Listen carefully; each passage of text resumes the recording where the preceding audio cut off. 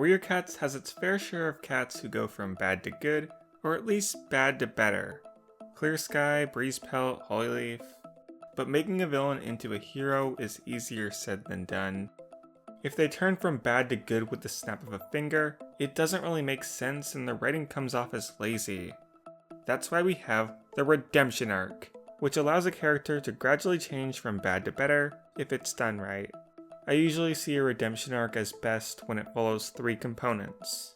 1, it's gradual. We don't have distinctive evil and good versions of the cat, we have several different gray areas. 2, there is remorse and accountability. The character recognizes they did bad, regrets their decisions, and they own up to what they did and don't lie about their past. 3, there is change. Simply, the character proves they are a better person through their actions. So today I'm going to talk about 2 times Warrior Cats had some rather iffy redemption arcs.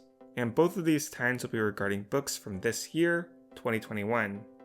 First up is Leopard Star from her Super Edition that released just last week.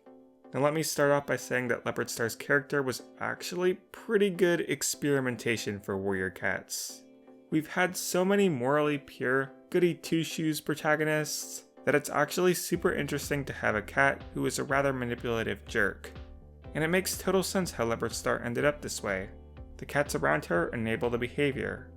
Whenever they disagree with her, they get needlessly angry with her, and whenever Leopard Fur bends over and agrees with them, they get needlessly forgiving, saying that Leopard Fur meant well. It's a vicious cycle because it keeps reinforcing in Leopard Fur's mind that all that matters in her decisions is good intentions. An ego boost from Mudfur saying she would save River Clan and Crooked Star making her deputy only made matters worse. She becomes one of the most self-centered protagonists we've seen.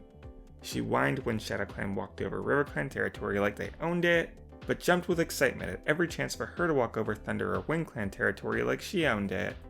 She risked Moss Pelt's life to prove to Frogloop that she wasn't jealous of his girlfriend. She tried to turn the tragedy of her clanmates being poisoned into a reason for her to force Silverstream into breaking up with Greystripe. She kicked her dad out of the clan so he couldn't talk back to her when she made deals with Tiger Star. And she sat idly while her clanmates were imprisoned and Stonefur was killed. It's all pretty heinous stuff, and the writing team was certainly going for a selfish cat who did awful stuff, so having all this wickedness stack up actually does wonders for making your character interesting. If the whole purpose of a character was being selfish, it would be perfect. However, there were 2 purposes of her character. One is being the selfish cat who made rash decisions and endangered her clanmates, but the second is being a cat who overcame this selfishness. They wanted Leopard Star to be more than a simple villain. They wanted to give her a redemption arc. And this is where things go a little wrong. The strength of a character's redemption arc must match the strength of their evil deeds. But Leopard Star's redemption does not do that in the slightest. Bringing back the 3 aspects of a good redemption, on the subject of gradual change, we only get a little of that. She starts out the story rather careless and her dad and Crooked Star call her out on it.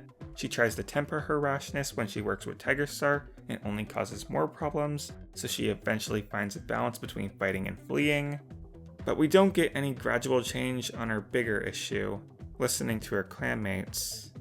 Both her aggression in the early book and her trust of Tiger Star in the late book were very unpopular among her clanmates, and she shuts out their voices with her feelings of self-righteousness in all situations. And only in the last couple of pages does she suddenly decide she'll listen to her clanmates. There is nothing gradual about it. Remorse and accountability was done absolutely terribly. Leopard Fur constantly feels remorse for a lot of her actions, but none of the cats around her ever allow her to hold herself accountable. Despite very openly voicing disagreement when they argue with her, they always backpedal on their aggression the moment she feels even the slightest remorse. This completely stunts her development in the vicious cycle I mentioned earlier. The other River Clan cats are written in a way that never allow her to be wrong. It's always, she had good intentions. We never learn the lesson of, the road to hell is paved with good intentions, despite the book begging for it. And finally, change. This is non-existent.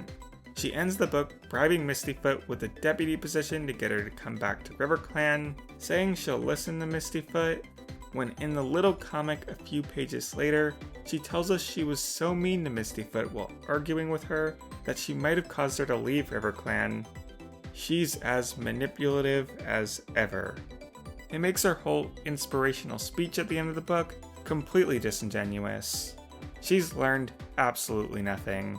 She's ignored her clanmates her whole life, and she'll do it again and again. It makes all of her remorse feel like a facade designed to get cats to leave her alone. It's not the story of a redemption arc, it's the story of a cat who refuses to take criticism. Holyleaf is a selfish cat, and after she had her redemption arc, she became more humble, being okay with not being special. But Leopard Star would never give a shred of evidence that she's changed. But she's far from the worst redemption arc in Warrior Cats. That title goes to Blackstar, who has the laziest written novella in all of Warrior Cats. His novella is basically him reliving all the bad things he's done through flashbacks during his leadership ceremony, almost all of which are reused scenes with the added commentary of Blackstar being super sorry about everything, and whining about how Tigerstar manipulated him. It's just so odd. Blackstar brings up all his crimes in almost a comedic sense, like, oh yeah, I kidnapped those kits too. But like, he doesn't go anywhere in what is designed to be a redemption arc novella. And then the book ends and his big redemption moment is that he cared about his sick clanmates while he was seizing control of Shadow Clan with Tigerstar? What? How does this prove anything? The book makes the message that the past is in the past, everyone makes mistakes, and the future is what matters. But like, that's supposed to be advice for when you fail your math test, not when you brutally murder someone and several cats die because of you. Blackstar's redemption is not gradual, it's a lightning-fast spark that goes off inside of his head. He only has shallow remorse and zero accountability because the book is very eager to shove his actions to the past, and given that it's all flashbacks, we don't really get a chance to explore change. I guess the reason I find both these redemption arcs to feel so lacking is that there's a real lack of sacrifice here. Is it too much to ask that literal war criminals step down from being leaders? Leopard Star and Blackstar staying leaders makes perfect sense in the context of the original story arcs they were part of, because in those stories, ThunderClan were the protagonists, and they were meant to be antagonists. But when you try to make them protagonists, that all falls apart. Leopard Star and Blackstar were created to be mean cats who did awful things to make the story interesting. Why do we have to suddenly sympathize with heinous crimes?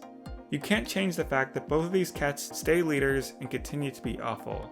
So if you're going to give us their perspectives, own up to the fact that they're villains. Don't give them these ridiculously stupid inspirational speeches for the reader. Make them jerks. To Leopard Star's credit, they did keep her in character for most of the book and only put in the trashy sympathy stuff in the end. Blackstar was much worse as he was a completely different character. Redemption arcs should be reserved for cats who actually change.